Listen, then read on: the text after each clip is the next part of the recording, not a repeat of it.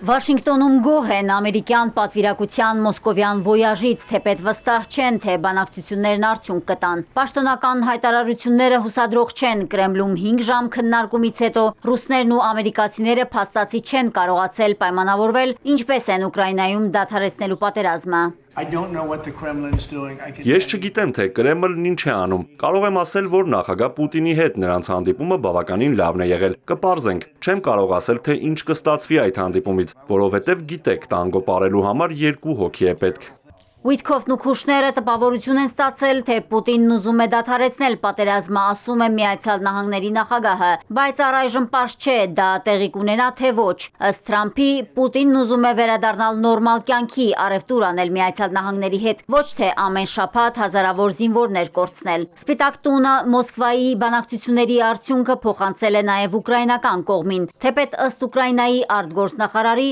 Վաշինգտոնը ոչ բոլոր մանրամասներն է հայտնել։ Մոտ օրերին ուկրաինական պատվիրակությունը մտադիր է մեկնել Մայամի, ամերիկյան կողմի հետ քննարկումների։ Զելենսկին պնդում է, Ուկրաինային լսել են նաև Ֆլորիդայում ու Ժնևում։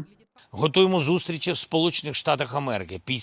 նորության ենք սպասում հանդիպումների, շփումների ու բանակցությունների մասին, տետատետ կամ հեռախոսով։ Բոլոր գործընկերները կապի մեջ են միմյանց եւ Ուկրաինայի հետ։ Ամեն ինչ այժմ բավականին արդյունավետ է։ Ժնևի եւ Ֆլորիդայի հանդիպումներում Ուկրաինային ականջալուր են եղել եւ դա կարեւոր է։ Մենք ակնկալում ենք, որ այդպես էլ կշարունակվի։ Միայն Ուկրաինայի շահերը հաշվի առնելով է հնարավոր հասնել արժանապատիվ խաղաղության։ Ուկրաինայի նախագահը պատերազմը դադարեցնելու հնարավորություն տեսնում է, ասում է պետք է ճնշում գործադրել Ռուսաստանի վրա։ Մոսկվա, Վաշինգտոն, այժմ Բրյուսել։ ՆԱՏՕ-ի անդամ երկրների արտգործնախարարների գագաթնաժողովի առանցքային հարցը Ուկրաինան է։ Եվրոպան ու Հյուսիսատլանտյան դաշինքը պնդում են, նույնիսկ Ռուսաստանի հետ գործարքի դեպքում ռուսները պետք է պատասխանատվության ենթարկվեն։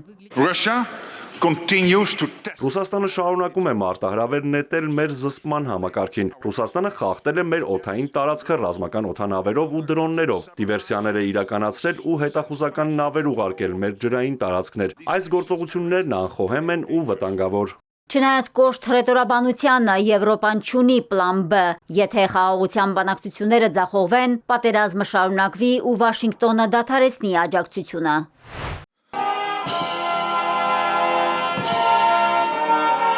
Հին աշխարհն այլընտրանք չունի, վատագույն սցենարի համար շարունակում է համալրել զինանոցը Ռուսաստանի դեմ։ Գերմանիան առաջին եվրոպական երկիրն է, որը շահագործման է հանձնել Arrow 3 հակահրթիռային պաշտպանության ժամանակակից համակարգ։ Այն իզորու է որսալ ու ոչնչացնել ռուսական օրեշնիկի նման միջին հեռահարության բալիստիկ հրթիռներ, մեծ բարձրության վրա, նախքան մարտագլխիկի մթնոլորտի խիտ շերտ մտնելը։ 100 կիլոմետրից ավելի բարձրությամբ, 2400 կիլոմետր հեռահարությամբ Arrow համակարգը գալիս է լրացնելու Patriot և պաշտպանության այլ համակարգերին։ Գերմանիայի պաշտպանության նախարարն այն համարել է վճռորոշ օդային պաշտպանության ամրապնդման համար։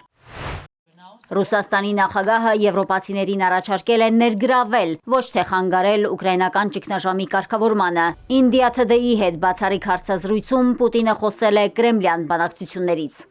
Միացյալ Նահանգների խաղաղության ծրագրի որոշ կետերի չենք համաձայնել, դա շատ բարդ աշխատանք է։ Ամերիկան առաջարկել է 28 կետանոց ծրագիրը բաժանել 4 մասի եւ այդ ձևաչափով քննարկել։ Հանդիպումը շատ օգտակար էր, երկար տևեց, որովհետեւ ստիպված էինք ամեն կետն առանձին քննարկել։ Անկախ բանակցությունների ընթացքից Մոսկվան մտադիր է հասնել իր բոլոր նպատակներին։ Կրեմլի ղեկավարը պնդել է, Ռուսաստանն ամեն դեպքում ազատագրելու է Դոնբասն ու Նովորոսիան, ռազմական թե այլ ճանապարհով։